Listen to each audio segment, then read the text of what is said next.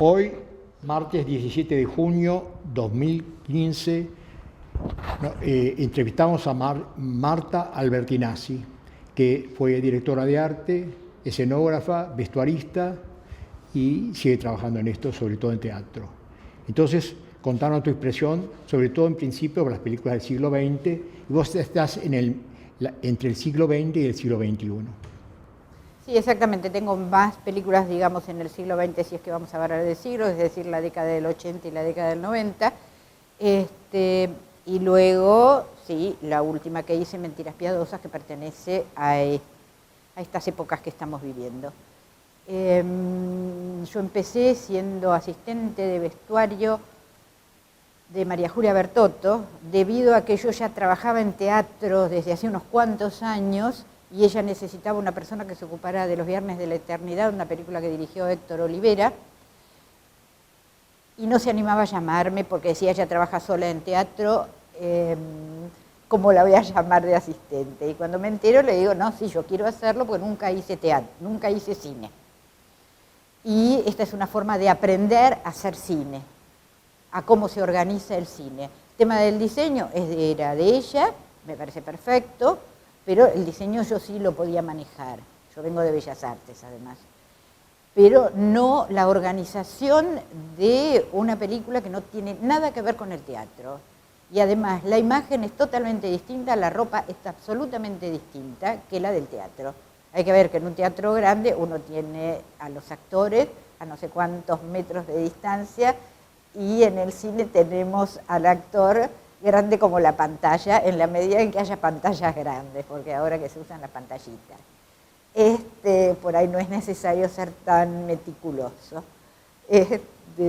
Entonces, por eso fui a Los Viernes de la Eternidad y después Misteriosa Buenos Aires, que era Los Viernes de la Eternidad, era una película que transcurría en los años 30, y de la Misteriosa había variantes porque eran 3 cuentos.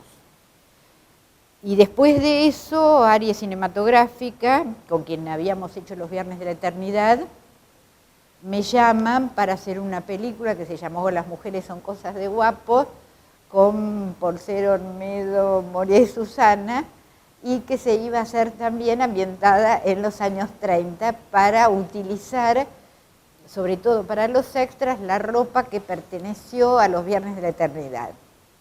Y hacerle a ellos 4, que eran los protagónicos, diseñarle la ropa nueva. Porque ellos eran como los famosos de la situación, pero una comedia ambientada en los 30. Los vestidos largos, sobre todo, había mucha fiesta, qué sé yo, y si no, los vestidos a la rodilla que ellos usaban en los años 80. Con algún detalle en la parte superior que indicara que era otra época, más los sombreros. Susana mantenía su pelo rubio, su melena así grande, y Moria le puso una peluca con flequillo y carré que hoy día y estaba, la verdad que estaba muy linda con esa peluca, se lo había dicho todo el mundo. Y los trajes eran bárbaros, eran rarísimos. Lo mismo lo de ellos, lo de Porcel y Olmedo. Con Olmedo nos pusimos de acuerdo, y él me dijo, si para esta secuencia me pongo un traje rosa con sombrero rojo, le dije, me parece fantástico. Un sombrero rojo, corbata roja y zapatos rojos. Y el traje y la camisa rayadita, rosa y blanca. Y el traje rosa. Digamos, era una película medianamente pop. Yo se la mandé a ese lugar, a que fuera muy simpático, lo que se hiciera de vestuario, que no tuviera que ver con una reproducción histórica de nada. Simplemente que quedara bien, entonces tenían 3 trajes cada uno, según lo que sucedía en la secuencia que se hacía o qué es lo que se estaba contando. El traje famoso rosa era para la fiesta, Porcel usaba un saco negro y un pantalón de guapo, y un sombrero negro. Él siempre pretendía cosas como un poco más sobrias. De todos modos, fui muy bien tratada por ellos, siendo yo de un palo que no tiene nada que ver con ellos. Sin embargo, nos llevamos, la verdad, que muy bien. Y lo mismo que con el director Hugo Sofovich, con quien hablamos mucho, de cómo iba a ser la ropa. La verdad que con Hugo fue una muy buena experiencia y la verdad que estaba contento de haber cambiado un poco la imagen de ellos. Eso en cuanto a esa primera película. Una vez di una charla en un colegio sobre cine y uno de los alumnos de cuarto año, creo, algo así, me dice: no me diga que usted hizo Las mujeres son cosas de guapo, qué genial. Te la vi el otro día en televisión y me pareció bárbara. Y eso para mí fue muy bueno, porque dije, ¡buah! Alguien que se da cuenta qué es lo que se está haciendo, qué es lo que se hizo en la peli. Lo que me parece muy interesante es esto que vos das un calificativo de una actitud pop, ¿no? Es decir, claro, digamos, casi sin pensar, salir de un poco lo que era de la imagen de ellos, salir de algo, ya al ellos ambientar la historia en los años 30, ya cambiaba un poco el estilo de cosas que hacían, porque ellos estaban acostumbrados, o sea, qué sé yo, los conscriptos quieren guerra. Yo ya no me acuerdo de los títulos, los enfermeros, bueno, no me acuerdo, porque la verdad que no las vi la película. Pero eran con lo que Aries se mantenía para poder después decirle a Aristarain, hacemos tiempo de revancha. Y ellos a su vez, un sistema de producción tenían ellos, que algo alejado, y que después Corman vino acá, Roger Corman, de lo que hacía Roger Corman como sistema de producción, es hacer una serie de películas con pequeños cambios de decorado, pero con otra historia. Entonces tenés parte producido ya, cosa que me parece muy interesante, sobre todo para cierto tipo de películas, y cuando vos tenés, obviamente, un estudio como tenían ellos, y una empresa, que era la única empresa que había en ese momento, Arias, que seguía produciendo todo tipo de películas, porque ellos le dieron la posibilidad a Aristarain, después de haber... Adolfo hizo tiempo, después de haber hecho la parte de León por su cuenta, pero para Aries hizo La playa del amor, La discoteca del amor, películas que funcionaron muy bien con las discográficas, y con las películas funcionaban muy bien, porque estaban hechas por él, que las hacía muy bien, ganaron dinero y dijeron, bueno, ahora venías, es tiempo de revancha. Es decir, tenían eso. Yo por eso siempre los he respetado mucho, por más que hay mucha gente que no los respeta, yo sigo respetándolos por tener y por darnos posibilidades a todos, porque tanto María Julia como Abel Fachero y demás empezamos a trabajar en Aries. A ellos les venía bien gente nueva, éramos más baratos, obviamente, pero no importa, pero ellos sabían a quién estaban llamando. Ahora, en una de estas películas vos trabajaste con Pirusanto, con Oscar Pirusanto. El escenógrafo era el escenógrafo de ellos, que trabajaba siempre en estas películas. Y ahí no se daba esto que yo siempre después empecé a ver con claridad en el cine, que tenía que darse como un equipo de trabajo y reuniones entre el director de fotografía, escenógrafo, vestuarista. Lo de director de arte salió muchísimo más adelante, de repente apareció la dirección de arte. La dirección de arte, mi idea es que es para superproducciones, en donde tiene que haber una cabeza en arte que organice todas las áreas. Por ejemplo, cuando vino Highlander acá, que yo tenía un trabajito en la parte de teñido, nada, pero me interesó estar porque quería ver qué hacía el director de fotografía, qué hacía el escenógrafo, qué hacía la mujer que se ocupaba de la utilería. Todo eso estaba manejado por el director de arte, que había sido el de Carrozas de Fuego. Y cómo él manejaba la imagen y manejaba a los que venían abajo, que era el vestuarista, el escenógrafo, el que se ocupaba de la utilería. Digamos, ahí se justifica que ese señor, cuyo nombre no recuerdo, fuera director de arte. Lo que vos acotaste hace un rato, que en esa productora hacían películas de escaso inversión económica para juntar alguna posibilidad de hacer otras películas más trascendentes, y vos nombraste A tiempo de revancha. Es Tiempo de revancha y otras películas que ha dirigido tanto Héctor Olivera como Fernando Ayala, que eran los dueños de la empresa, pero que le daban posibilidades a otro para que lo hiciera. No es, digamos, yo siempre me quejaba de lo que me pagaban, pero yo sabía dónde estaba. Yo sabía que era así, si no me gustaba que me fuera.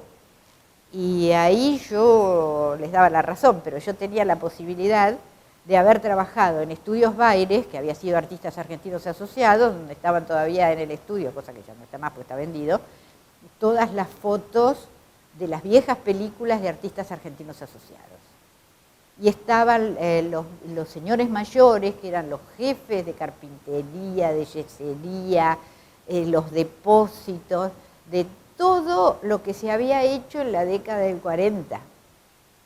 Esa gente que había empezado muy jovencita, todavía estaba cuando yo entré en el 80 a Estudios Baires. Y no había nada más lindo que hablar con ellos. Y decirle, bueno, che, contame cómo hacían las cosas. Entonces ahí me contaron cómo se hacían. El jefe de yesería, que no existe más la yesería hace 1500 años, él hacía todos los zócalos, todos los dinteles de las puertas, todos los contramarcos, todo eso era yeso. No era solo la moldurita de arriba mona, era todo se hacía en yeso. Estaba trabajando en iluminación, era eléctrico este señor, que no me acuerdo su nombre, Rizo. Y él había sido jefe de yesería. Después estaba Mascareño, que era el jefe de carpintería, que cuando vinieron a hacer Highlander, le trajeron un plano de un decorado. Esto es como una anécdota simpática, ya no, este hombre se murió ya. Y les dijo, está mal, está mal, porque usted no va a poder abrir esto, le decía con el translator, le decía al inglés que había venido con todos los planos y con todo su equipo y todo eso. Y él le dijo, déjenmelo que yo se lo hago y va a ver que le funciona. Bueno, funcionó obviamente, porque era un hombre que había entrado, creo que a los 12 años a trabajar al estudio y había hecho no sé qué cantidad de películas, no hay nadie que lo superara. Y el inglés, cuando le presentó el decorado terminado, lo felicitó. Lo felicitó y dijo, nunca hubiera pensado que me iba a encontrar aquí con alguien que me resolviera esto de esta forma. A mí hay algo que siempre me gusta y es hablar de los técnicos, porque ellos son parte de lo que se ve, y que no se ven y que no se nombran, parecen fantasmas. Pero yo dependo de ellos. Todos dependen, todo el equipo de trabajo depende de los técnicos. El día que el técnico dice yo no trabajo, nosotros nos quedamos sin filmar. Con cámara de video o con lo que sea. A mí no me armó el decorado o no me trajo las cosas de utilería, porque esto ya está armado, pero me tiene que traer todo esto, todas las sillas, el vaso, todo eso. Me dice, no, porque no trabajo, yo me quedo sin nada. Y no por eso, simplemente porque creo que ellos colaboran al hecho creativo. Hay que ser, no sé ahora cómo será, pero creo que hay que ser consecuente con eso. Que hay que incluirlos y contarles y que lean el libro y que anoten todo lo que se necesita en el libro, que ellos piensan y que vengan y que me lo cuenten. Y yo le diré, esto sí, esto sí, esto sí, esto ya lo vi. Está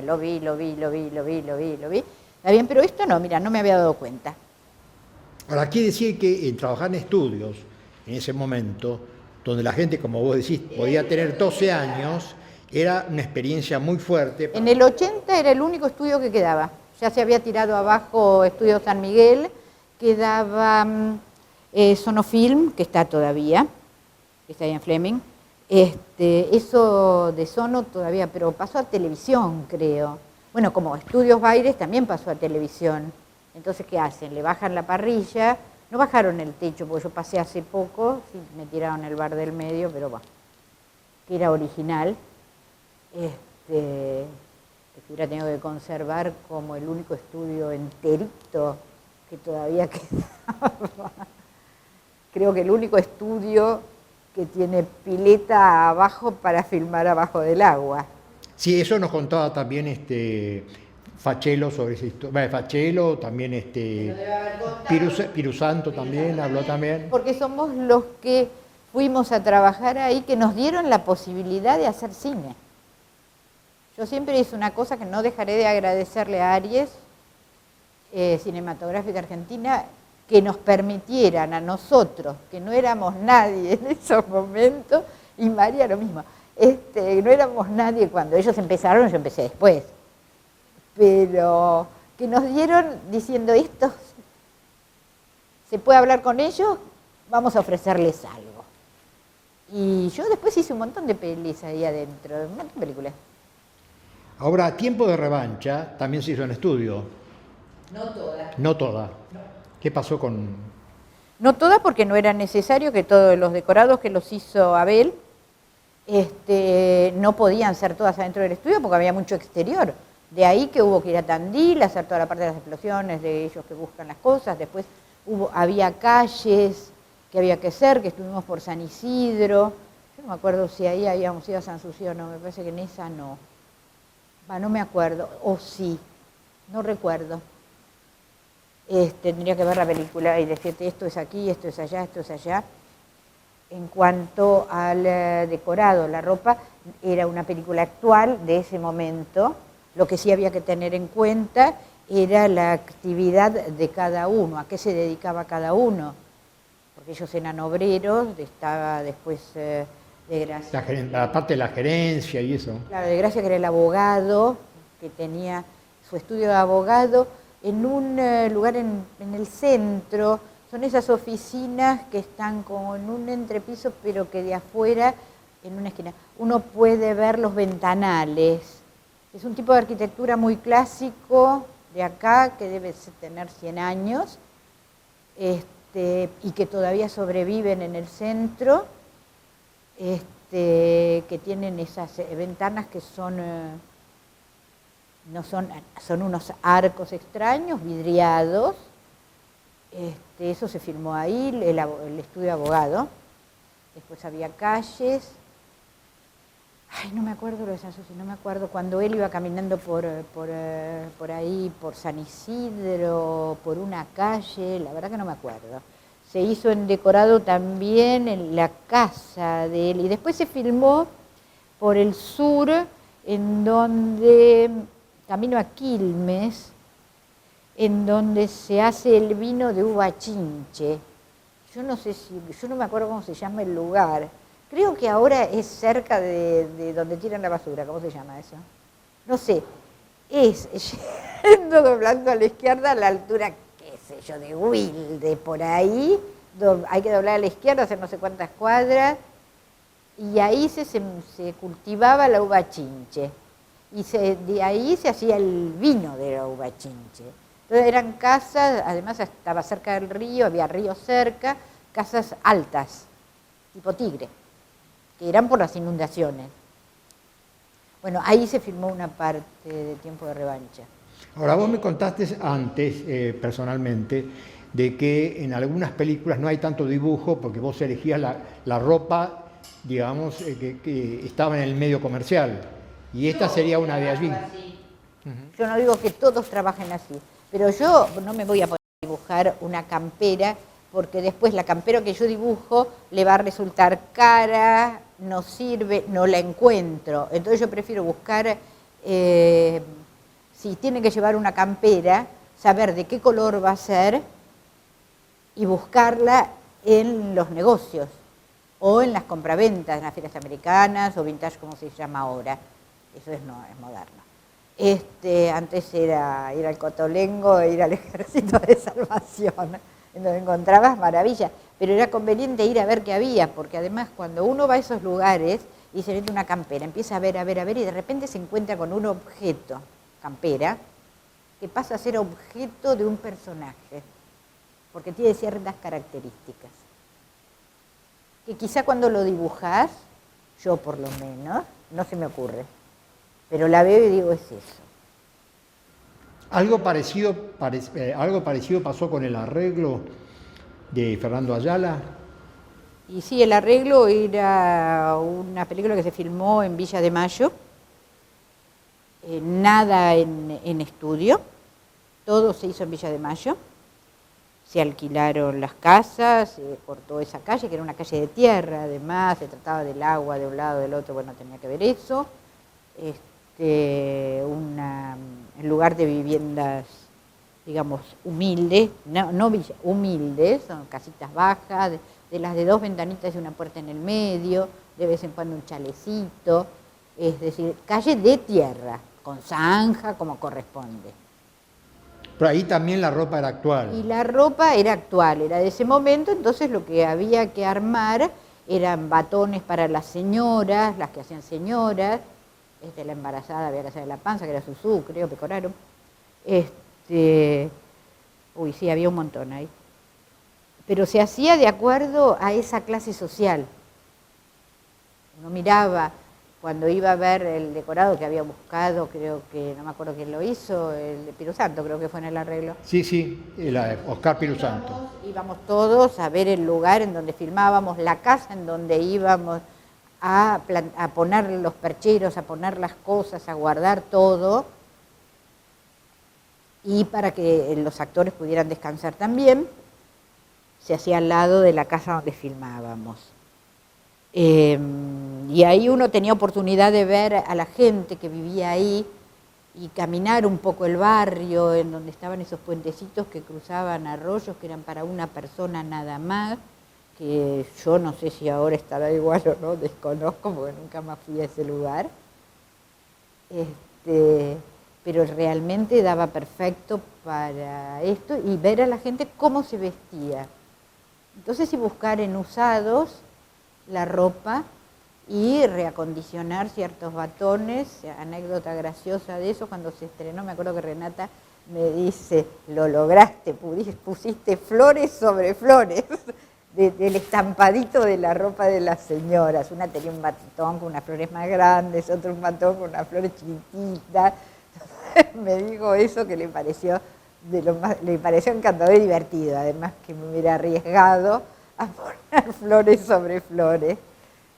Pero eso es algo como interno entre los vestuaristas. Ahora, ese es un fuerte compromiso con la realidad, digamos. Y uno tiene que, haga lo que haga, según la época de la historia marca todo, la historia marca todo.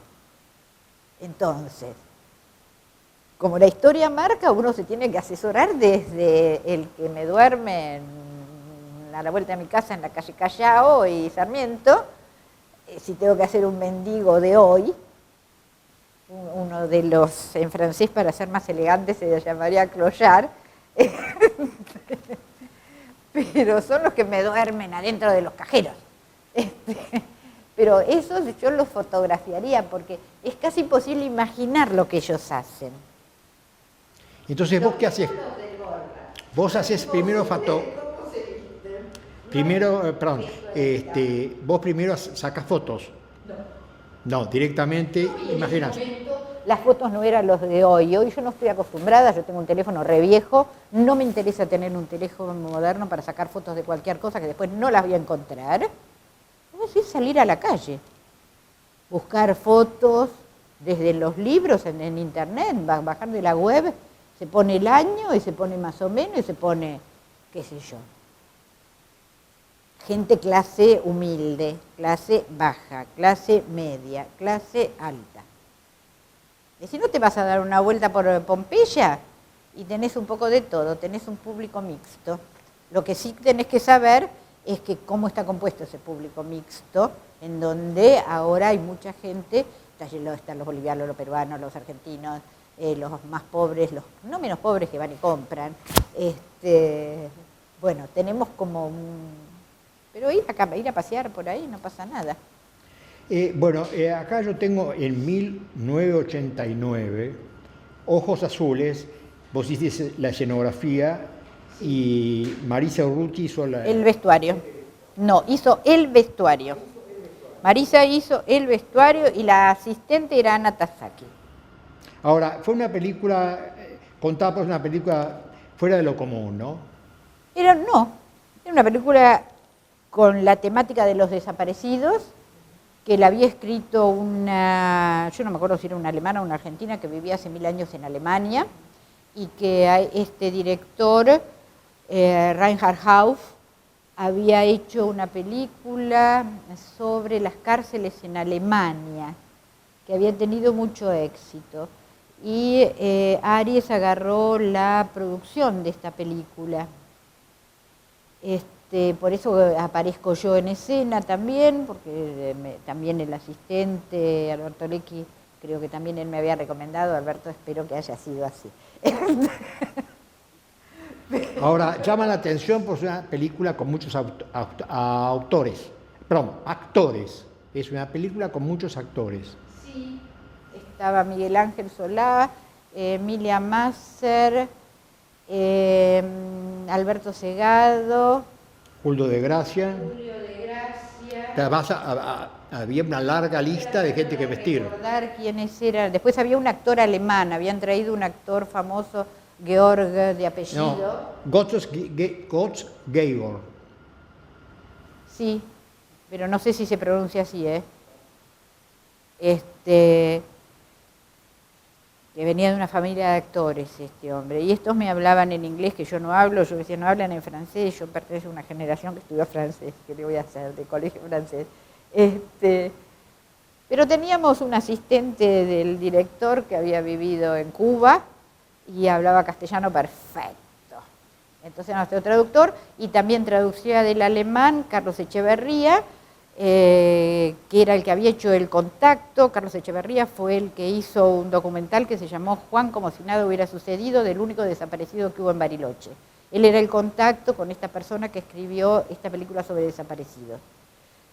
Lo nombro a Carlos Echeverría porque creo que hay mucha gente que no sabe quién es, y creo que hay que nombrarlo porque es lo último que hizo hace unos años, que yo me enteré, hace mucho que no lo veo. Hizo una película sobre los colegios nazis en Bariloche. Porque él fue a uno, de chiquito, porque él es de Bariloche, es de mis amigos de Bariloche. Y él estaba ahí también, y ahí nos conocimos, habiendo yo ya visto su película. Pero era buscar ahí, había que buscar decorados, lo buscamos así, saliendo con el director, con el jefe de producción, a recorrer Barrio Parque, ¿ya? A ver qué casa, que tenía que ser en una esquina, nos convenía, y timbrear, cosa que hoy día es muy difícil hacer, porque hoy nadie te abre la puerta, se abre la puerta. Nadie te abre una puerta.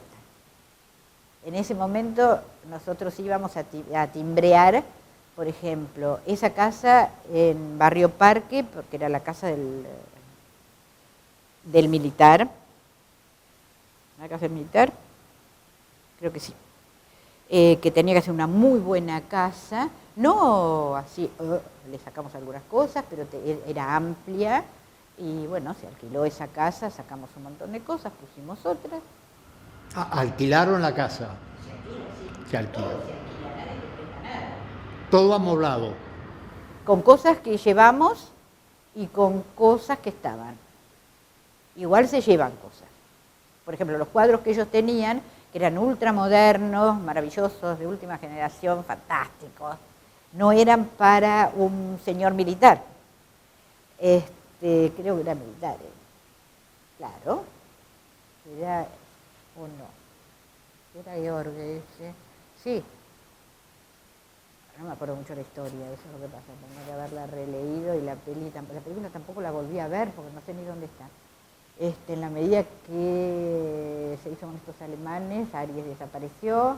Me imagino que Héctor la debe tener, porque era producción de ellos. Ahora, el vestuario era semi de época, porque estábamos hablando de la época de la dictadura. 78. Claro. Y se hizo, ya no me acuerdo cuándo. A ver si está acá. No, yo te digo, en 1983. No, perdón, 1989. Mira, yo lo que recuerdo que nosotros empezamos la estábamos preparando cuando saltó la sonada de donde estaba Rico, porque alrededor de eso hay una historia que yo nunca sé si se cuenta o no se cuenta, así que no la cuento. De todos modos, ¿cómo hiciste en ese caso con el vestuario, que era del año 37, como vos, de 73? Marisa. Vos hiciste solamente Escenografía, escenografía. Y entonces, bueno, en escenografía en una casa se saca lo que a uno no le conviene y se pone lo que a uno le conviene. Uno decide qué muebles le viene bien, después estábamos arriba, teníamos el dormitorio de la hija de este hombre, que era la novia de Miguel Ángel Solá, que era el que detenían, pero ella también la termina deteniendo, y la casa de ellos se hizo en barracas, que se hacía solo la salida de eso. Y después había una otra locación que tenía que ser como una pensión, pero que no era una pensión, era una casa bárbara, que la conseguimos también timbreando, que era como una entrada, después había un patio lleno de habitaciones, había una escalera, otras habitaciones arriba, porque había que hacer una escapada de ahí. El personaje protagónico escapaba y tenía que salir de abajo de su habitación, correr, subir una escalera, caminar ese otro pasillo y agarrar la terraza y saltar para el otro lado. Y encontré ese lugar junto con la gente de producción. Dije, esto me parece que va bien. Trajimos al director, a Aldo Lobótrico, que era el cameraman, para preguntarle si le parecía bien. Y bueno, y eso, Aldo Lobótrico fue una de las personas que me enseñó un montón acerca de cómo componer el cuadro. Él me llamaba siempre en filmación cuando estaba él y me decía, vení y mirá, yo te hago hacer el traveling y mirá y fíjate qué te falta. Es decir, que él mostraba lo que hacía cinematográficamente, pero faltaba algo. Él me decía, él que era una persona que no había estudiado, no era egresado de ningún lado, fuera de su papá que había sido cameraman, Carmelo Lobótrico, muy bueno, y él lo tenía adentro. Él componía como si hubiera estudiado toda la vida. Es una cosa muy llamativa esa, lo que le pasaba a él. Él murió ya. Y a mí me ayudó mucho y me enseñó. A él le gustaba que yo fuera al lado de la cámara y él me decía, mira, esto es así, yo pongo el plano así, el plano hay que cortarlo en tal lugar, este plano que va más cerca, este que va más lejos, y si vas a ver esa corrida que hacemos con un traveling, fíjate que si no pasamos por esta pared, después que antes de que venga corriendo el otro y tenés la pared totalmente vacía, fíjate si no conviene hacerle algo a esa pared, romperla, algo. Es decir, que justificaba el modo de hacer de la escenografía. Era como trabajar en conjunto. Para mí fue muy, muy bueno que hubiera alguien que se ocupara, un cameraman que se la pasaba toda la película sentado atrás de la cámara. Vos no lo veías irse. No charlaba, solo para comer. Y volvía y se ponía al lado de su cámara, que era parte de su vida. Eso es una de las cosas que me parecieron maravillosas de alguien que se dedica a una profesión como esta. Bueno, acá yo tengo 1982, Plata Dulce, hiciste vestuario. En Plata Dulce hizo el vestuario. Junto con Basalduga, que hizo la escenografía. Y Emilio hizo la escenografía, sí, que la hicimos también, digno de Héctor Olivera, la dirigía Ayala, de Aries. Estábamos filmando en medio de la Guerra de las Malvinas, en donde todo el mundo había abandonado absolutamente las filmaciones, menos ellos. Y en medio del Mundial, porque también hubo un Mundial ese año, no solo estaba la Guerra de las Malvinas, sino que si nosotros seguíamos filmando. Me acuerdo lo del Mundial porque filmamos un sábado en la City, en Microcentro, en la calle San Martín, y era sábado para que no hubiera lío de gente. Y todos se querían ir a ver el partido. Por eso me acuerdo perfectamente, porque todos decían, apúrense, apúrense, que tenemos que ir a ver el partido. Entonces, y ahí hice el vestuario, porque también lo que había ahí era el actor protagónico, que era Lupi. Bueno, había un montón, Estaba Lupi, estaba de Padilla, estaba Gianni Lunadei, estaba Julio de Gracia. Julio de Gracia, Arturo Mali, Hernán Gené, Marina Esquel, Flora Steinberg.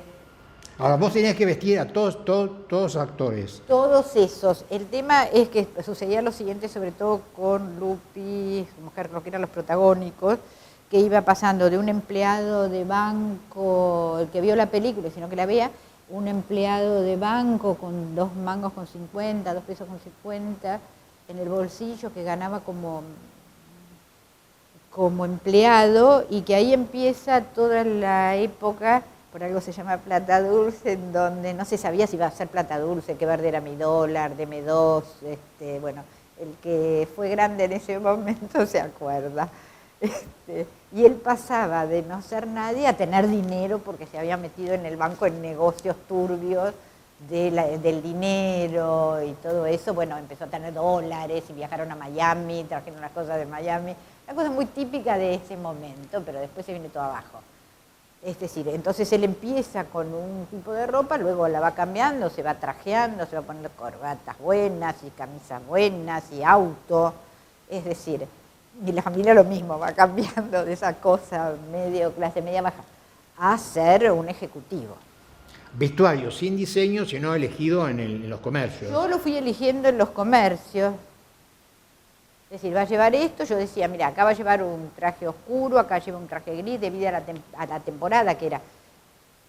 Porque ellos se iban, creo que se iban a Miami, cuando acá era otoño, invierno, ya no me acuerdo. Y entonces tenía que funcionar de acuerdo a ciertas temporadas, que en general, para que la cosa salga un poco mejor y no perder tanto tiempo en los cambios, se hace épocas intermedias. Es decir, primavera u otoño, que no haya mucho, sobre todo, ni bufanda, ni nada de eso, a menos que lo requiera la historia. Cuando la historia no requiere de la temperatura ambiente, es decir, que necesito tener los árboles pelados que en pleno invierno, que diluvia, o cosas así de invierno, nevar no, porque en Buenos Aires no nieva, entonces es mejor elegir, vamos a hacer un verano-otoño que nos permite un traje con camisa y corbata y no meterle un sobre todo, una campera en ese momento no se usaba tanto para un ejecutivo y ahora tampoco. Pero bueno, después el personaje de Julio de Gracia, que era así mucho más humilde. Entonces siempre tenía una boina, creo que tenía, cosa que le gustaba un montón hacer esos personajes. Porque vendía en la Panamericana manguera. El que tiene memoria del momento se acordará si iba por Panamericana, los que vendían cosas, porque no tenían plata. He armado el lío del dinero, yo ya no me acuerdo cómo fue. Ahora, en 1984 tenés una película muy importante que es El juguete rabioso, importante por la novela de Roberto Ag. Y trabajaba el guión era de la hija de Roberto, Mirta Ag. Sí, Mirta siempre estuvo metida en las cosas que tenía relación a su padre. Siempre ella tenía que dar el permiso para que se pudieran hacer las cosas, tanto en cine como en teatro. Ella se fijaba cómo estaba el guión y todo. Mirta, ahora recién se puede hacer Roberto Ag, cualquiera lo puede hacer. Ya está libre los derechos. Sí, ahí no hizo un guión bueno. La peli creo que quedó bien, yo le tenía un poco de miedo, pero quedó muy bien, yo la vi después cuando la vi, pero fue hecha en decorados armados en un edificio que estaba pronto, un edificio que debe haber tenido en ese momento como unos 100 años, que eran 4 pisos, en pleno centro. Era Perón y Talcahuano, entre Talcahuano y Uruguay o entre Talcahuano y Libertad. Ya no recuerdo la dirección, la debo tener anotada, pero no está más el edificio porque estaba ya vendido.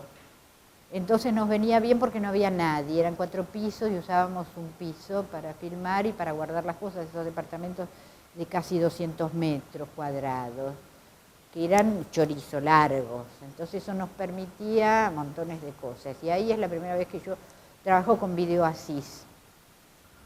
Tenemos algunas fotos fijas para que después hablemos sobre esto, bueno, pero yo te digo que... Había muchos decorados, Había muchos decorados, bueno, de buena calidad saqué pocas, ¿no?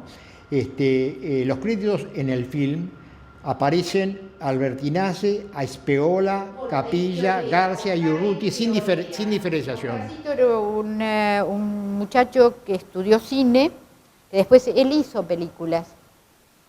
Y a él le gustaba mucho el asunto de los decorados, de la ambientación, sobre todo la ambientación, era una cosa que le encantaba. Entonces le dije, Oscar, ¿querés trabajar conmigo?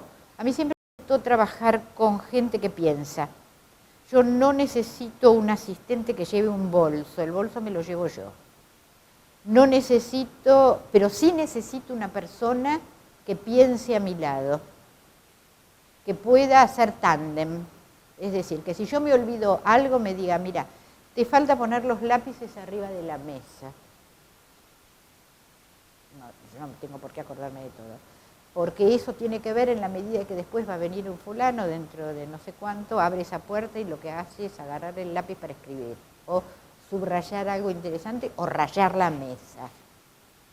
Eso hay que tenerlo previsto antes, porque ¿no? ¿Dónde va a sacar el lápiz? Pero necesito siempre a alguien al lado, hoy día también lo hago, y asistentes míos se han transformado en vestuaristas. Muy bien. En 1908... La que más me gusta, que la gente que ha trabajado conmigo se ha transformado en hacedor de la profesión. Ser un poco la maestra también. Ser un Sí, poco maestra. no es solo la maestra, sino en poder sacar gente. ¿Por qué me voy a quedar yo con todo? Que haya continuidad de la experiencia. En 1984, Los chicos de la guerra, de Camín. Sí, ahí yo hice toda la parte de Buenos Aires, porque ahí fue, cuando yo estaba haciendo Los chicos de la guerra, en toda la parte de Buenos Aires aparece la historia del juguete rabioso. Entonces, yo dije, bueno, ahora se van a Tandil, yo pierdo el juguete rabioso, que era primero porque Roberto Arlt siempre me interesó a mí muchísimo, y siempre estaba por ahí Norita Coba, le dije, bueno, que lo haga el bebé, creo que lo llamó, o el asistente de ese momento, Leito Lucek, dijo y que lo haga Norita Cohen, y yo dije, sí, que la parte esa, que digamos, la parte militar es la que menos me interesaba, porque hacer uniformes a mí me aburre un poco. Pero gran parte de la película transcurría en Buenos Aires. Sí, pero había muchísimo en Tandil, que se hacía Malvinas en Tandil. Estuvieron como 2 o 3 semanas. Acá estábamos en Quilmes, porque todo lo que se filmaba de que no era la guerra, era preguerra, que era cuando se empezaban a llamar a los chicos de 18 años para ser soldados. Eso se hizo en un lugar en Barrio Norte y después se hizo en Quilmes, en una casa en Quilmes. Y después en el 85 hacía escenografía y vestuario de Prontuario de un argentino. Sí, es una película que se hizo medio a pulmón, que trabajaba Virginia Lago, el que hacía el compañero de Virginia, no me acuerdo cómo se llama, porque desapareció de actor, yo no lo vi más. Bueno, estaba Miguel Ángel Solá y Arturo Puig. Pero ellos tenían como roles muy pequeños, muy pequeños. La verdad que estuvieron los dos, se portaron bárbaros, se vinieron hasta no sé dónde para filmar y demás, se portaron muy, muy bien. Bueno, en 1986 tenemos algunas fotos para comentar después. Sí. Hombre mirando al sudeste, sí. Otra vez trabajando con Abel Fachelo, ya habías trabajado antes. Es que con Abel era muy amigos, y siempre hablábamos de cine y vivíamos con eso, y era muy divertido, yo me divertía con Abel. Yo te decía que era una escenografía para mí minimalista, y vestuario también. Se filmó todo en el Borda, menos la parte del departamento del médico, que era el actor Lorenzo Quinteros. Eso se hizo en un departamento por Belgrano. Pero después todo lo otro se hizo en el Borda, que estuvimos como 1 mes y pico en el Borda. Y de ahí se sacó la ropa de los que hacían los internos, porque no se pueden poner para ser clara, a los locos en nada, a los internados en el Borda no se los puede poner porque casi todos, prácticamente todos, tienen causa judicial. Entonces no se los puede filmar. pero yo de ahí saqué la ropa de ellos, que es fantástica, solo ellos pueden hacer esas especies de mezclas de ropa, eran maravillosos, algunos eran absolutamente maravillosos. Me río porque me hacían reír un montón y uno quería sacárselos de encima después. Primer día éramos todos contentos y cuando pasaba el tiempo decíamos sáquenmelos. Ahora, vos contabas recién cuando veníamos algo sobre los zapatos de la primera actriz, que era una bailarina. Yo le he hecho un planteo a Eliseo, que después funcionó muy bien, que era cuando la Santa va a visitar a Rantés, que era Hugo Soto, Inés Bernengo, que era la actriz, iba a visitar a Hugo Soto, entraba en un lugar donde estaba él, ahí en ese lugar, que no era un centro de internación, era una cosa medio extraña, que no se sabía muy bien qué era. Ella se tenía que cambiar los zapatos, estaba escrito en el libro, eso él quería eso, que se cambiara los zapatos. Y yo le dije, bueno, se los tiene que cambiar por un par exactamente igual. ¿Por qué? Porque si no estoy siempre diciendo algo. Si yo le cambio el color y le pongo unos zapatos rojos, eso me va a dar el infierno, una puta, una cosa de ultramoda, da algo el color. Y menos ponerle tacos en vez de bajos. En cambio, cuando se los cambia en sí mismo, nadie sabe por qué se los cambió, solo ella. Y eso queda en el misterio. Y a mí no hay nada que me guste más que haya un misterio sin develar, porque lo que pasó después que todo el mundo que Eliseo no lo quería hacer así. Me dijo, tráeme otro par de zapatos, le dije, no. Y ahí le dije a Abel, cuando Eliseo, si ve esto, se va a reír, ayúdame por favor que sean los mismos zapatos. Y él me dijo, sí, porque a mí me parece una idea fantástica que le hayas planteado eso. Y para el público era una sorpresa. Claro, si todo el mundo hablaba del por qué se habían cambiado. Pero es que se cambian los zapatos para entrar a otro lugar sin connotación, ni religiosa, ni de nada. No es que se ponían ni zapatos viejos de pobre, ni nuevos de rico, ni sandalias de verano, nada. Es salir de un lado para entrar a otro. Entraba a otro lugar, pero con otros zapatos exactamente iguales a los que había llegado, porque se los sacaba, los ponía en una bolsa, ya había sacado los otros justo ahí, se ponía ese y cuando se iba, hacía exactamente lo mismo. Volvía a los zapatos anteriores. Y eso fue una de las cosas que la gente recuerda mucho de la película. Eso, y creo que había algo más. El personaje de Inés Bernengo, la Santa, era la única que llevaba color azul. Azul, celeste. Después en toda la película vos no vas a encontrar a alguien que use azul. Podés buscarlo y no lo vas a encontrar.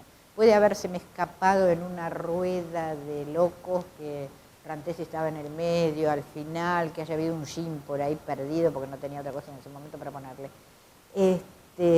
Pero eso era un homenaje a Aristarain, porque cuando yo hice Tiempo de Revancha, había una escena que estaba toda la familia junta y Adolfo me llama y me dice, mira Marta, creo que pusiste mucho azul. Y yo le dije, sí, tenés razón. Tiene que ver con este momento que los varones usaban sacos azules, camisa celeste, pantalón gris, mucho azul, había azul, el jean, todo. Yo me di cuenta que dije, sí, cometí un error. Y entonces, en Hombre mirando al sudeste, como homenaje a Aristarain, no puse azul. Solo un solo personaje llevaba azul o celeste, que era la Santa, que era la que iba y venía, el raro personaje. Por eso llevaba los zapatos azules. Ahora vienen dos películas. Eso me permitió pensar eso. No, es muy buena la idea, muy buena la idea. Y después usé también el homenaje nadie lo sabe, pero ahora que vos lo decís lo sabemos. Yo lo cuento, porque es un homenaje a Aristarain. Y después, en Mentiras Piadosas, los únicos que usan azul son los que salen a la calle, los que permanecen dentro de o al aire. Los que permanecen dentro de la casa nunca tienen azul. Muy bien. En la línea de los azules. Ahora vienen dos. Me divierte muchísimo poder llegar a inventar esas cosas. Claro, sí, bueno, es como que el artista que hace algo que solo él lo sabe y... Sí, no, pero yo lo puedo, porque yo lo contaba, le dije a Diego Sabanés de Mentiras Piadosas, le dije, mira, no voy a poner azul porque esto viene de un homenaje que yo vengo haciendo a Adolfo, el hombre mirando, y ahora lo voy a hacer acá también. Pero acá no es que, es solo la chica que sale, no sé, otra, porque como están siempre encerrados en la casa en este cuento de Cortázar, solo los que salen y tienen una actividad, había encontrado algo, yo le había hecho todo un planteo a Diego, con quien trabajé excelentemente bien. Ahora yo tengo acá 1987, El ojo de la tormenta, y después en 1992 es Terminator 4. Bueno, esa es una película de Sonofilm que yo hice el vestuario, que era con un yankee, con Franchella y un nenito, que era una especie de copia de una película que había hecho Schwarzenegger y Danny DeVito.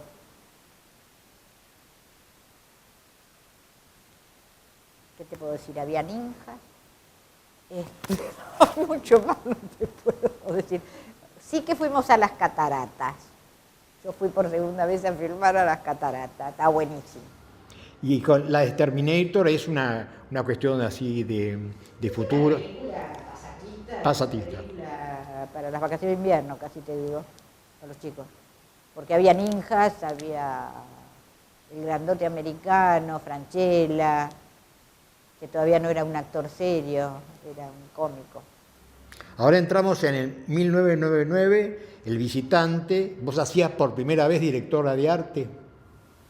Yo no sé qué es ser directora de arte en una película chica. Ah, es una película chica.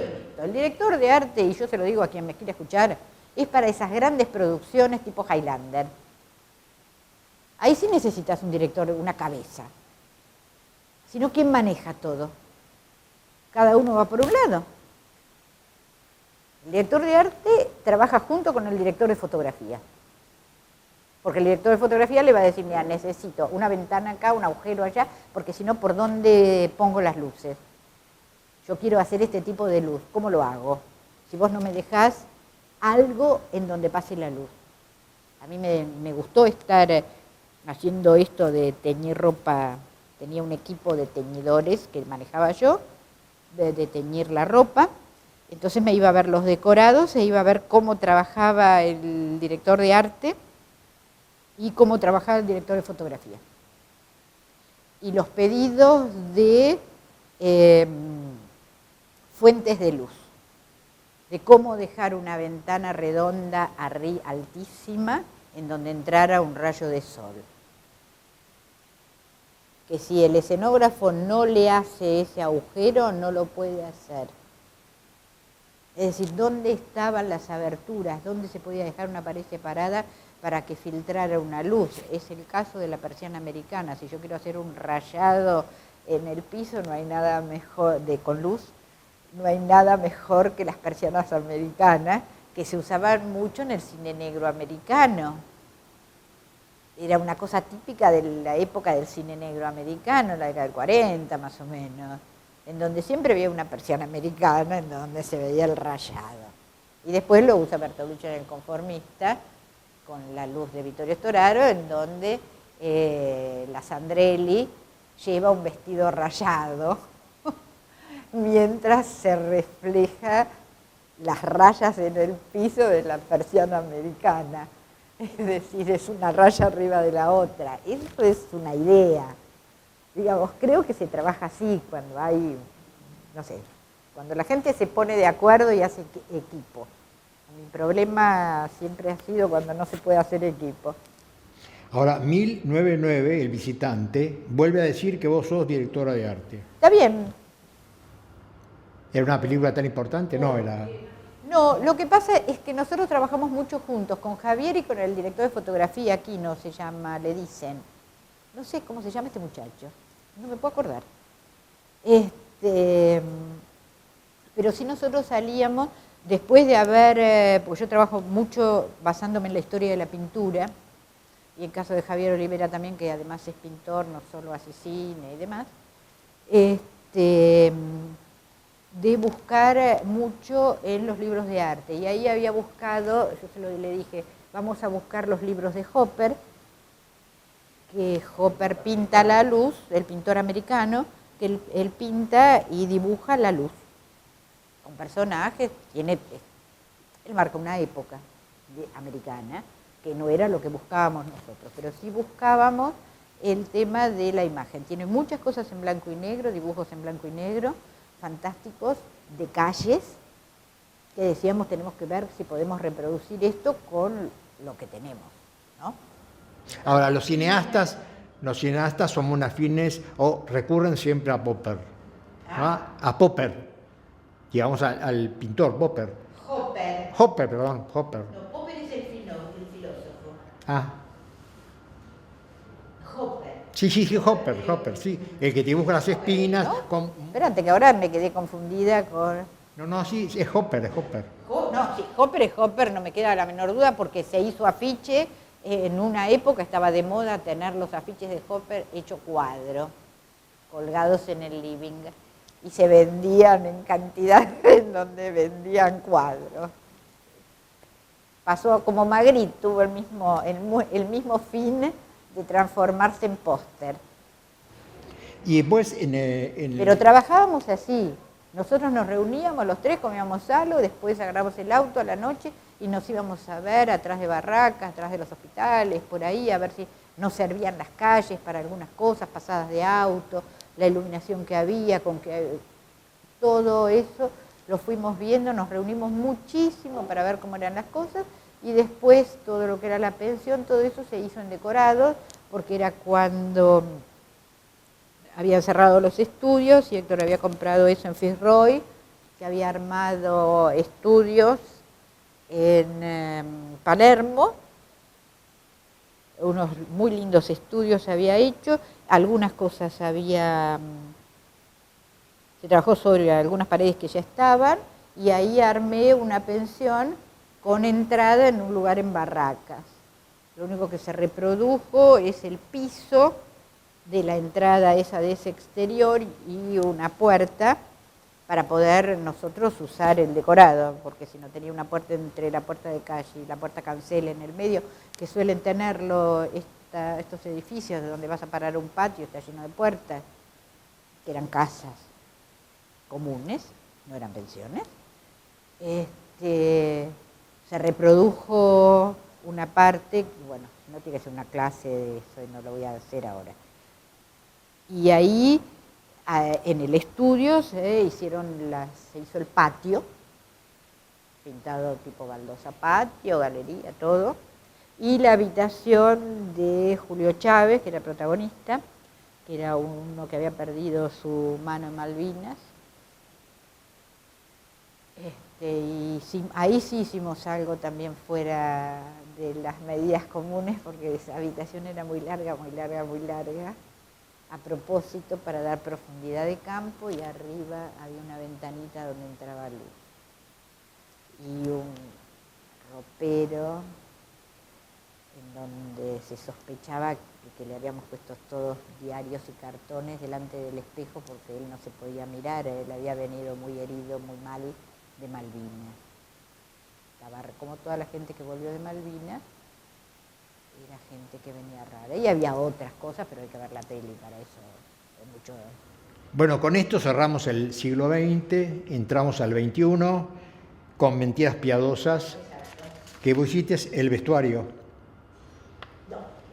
¿Sí? Sí. Acá dice... El vestuario, sí, ya ni me acuerdo. Sí. Sí, hice el vestuario.